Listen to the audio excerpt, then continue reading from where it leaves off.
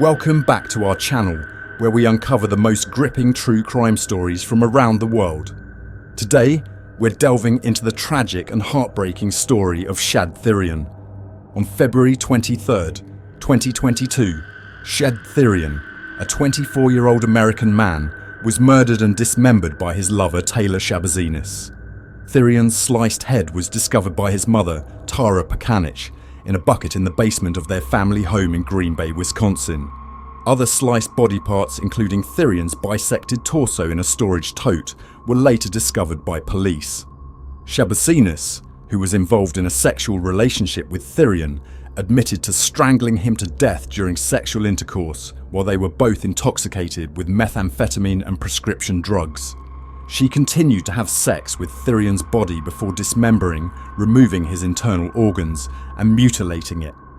On February 21st, 2022, at around 9:30 p.m, Thirion was picked up from the home of his mother, Tara Pakanich, by Taylor Schabusiness, with whom he had a sexual relationship. The couple, joined by a friend, went to an apartment on Eastman Avenue and smoked cannabis. During her interrogation, Schabusiness revealed that she and Thirion also smoked methamphetamine and injected trazodone at the apartment after their friend had left. Trazodone, an antidepressant that can have sedative effects, was injected by both Schabusiness and Thirion, adding another layer of substance use to their already altered state. Following this, the couple decided to return to Thirion's mother's house. At the time, Thirion's mother, Pakanich, and her boyfriend, Steve Hendricks, were away, giving the couple the privacy they sought. Once they arrived at the house, the couple made their way down to the basement, a secluded area where they could continue their activities without interruption. They began engaging in sexual intercourse. According to Schabusiness, this wasn't the first time they had experimented with erotic asphyxiation during their intimate encounters. Erotic asphyxiation, which involves intentionally restricting one's airflow to enhance sexual pleasure, had been a part of their sexual practices for some time. On this particular occasion, they decided to intensify the experience by using metal chains.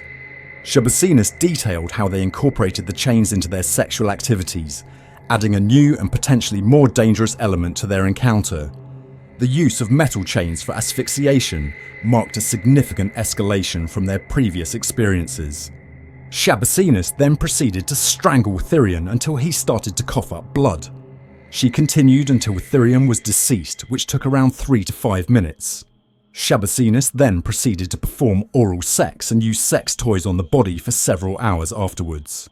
The following morning, she dismembered the body using knives she found at the house. Schabusiness positioned the body on the bed and beheaded it over a bucket and a storage tote to contain the blood. She then dumped the blood down the basement shower drain. She also claimed to have showered using the blood. She also removed the organs, including Thirion's penis, and placed them in plastic bags, the tote, cardboard boxes, and the bucket. 2 days later, on February 23rd, 2022, Thirion's mother found her son's head in a bucket in her basement. It had been covered with a towel.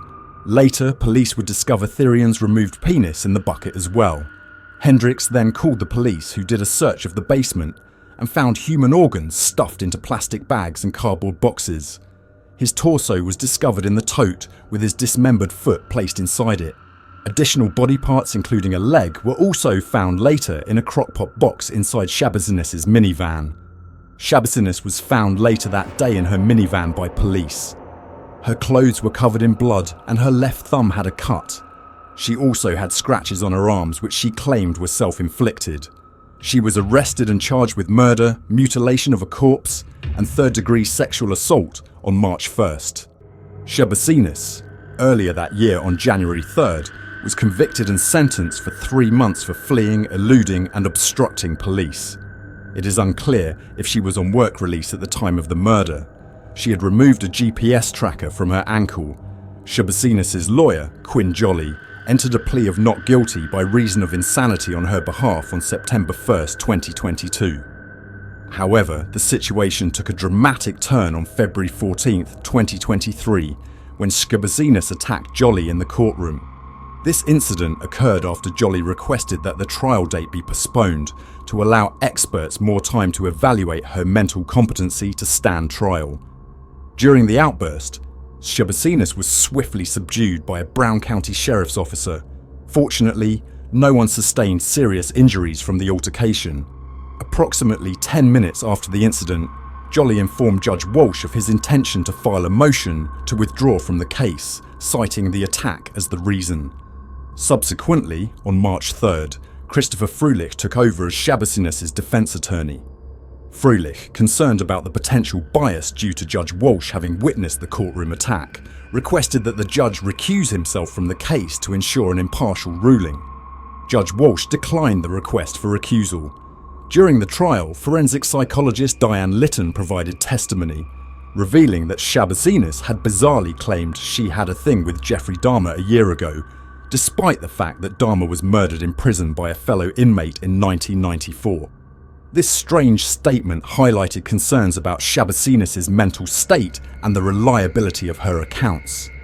On July 26th, the jury reached a verdict, convicting Schabusiness of first-degree intentional homicide, mutilation of a corpse, and third-degree sexual assault. The conviction on these charges underscored the brutal and multifaceted nature of her crimes. The charge of first-degree intentional homicide indicated that the jury found her actions to be premeditated and deliberate. The mutilation of a corpse charge reflected the gruesome treatment of Thirian's body after his death, while the third-degree sexual assault charge added another layer of depravity to her actions. The jury's decision brought a sense of closure to the case, affirming the severity of Schabusiness's actions and the necessity of her punishment. The conviction also underscored the importance of the judicial process in addressing such heinous crimes and ensuring that justice is served for the victims and their families. On September 26th, Judge Walsh handed down a sentence of life imprisonment without the possibility of parole to Schabusiness.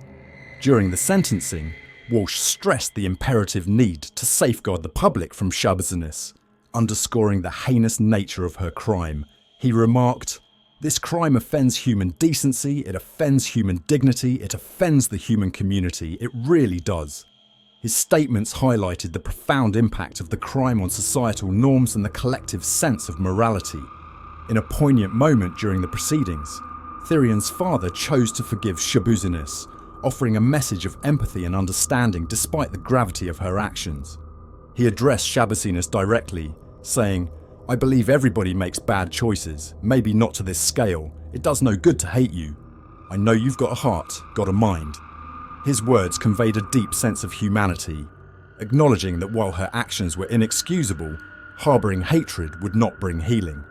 Following her sentencing, Schabusiness was transferred to the Tachida Correctional Institution. This facility, located in the city of Fond du Lac, is designated solely for female inmates and will be Schabusiness's home for the remainder of her life. The Tachida Correctional Institution is known for housing women who have committed serious offences, and its environment is designed to address the specific needs of female inmates. Schabusiness's incarceration there reflects the severity of her crime and the judicial system's commitment to ensuring she remains confined to prevent any further harm to society. The life sentence without the possibility of parole signifies the court's judgment that Schabusiness's actions were so egregious that rehabilitation and reintegration into society are not viable options. Judge Walsh's decision underscores the principle of protecting the community from individuals who commit such devastating acts, reaffirming the legal system's role in upholding justice and maintaining public safety. Additionally, the Q Crime channel offers numerous other captivating cases for you to explore. Don't forget to like, subscribe and turn on notifications to stay updated with Q Crime story videos every day. Farewell for now, and we eagerly anticipate your presence in our future videos.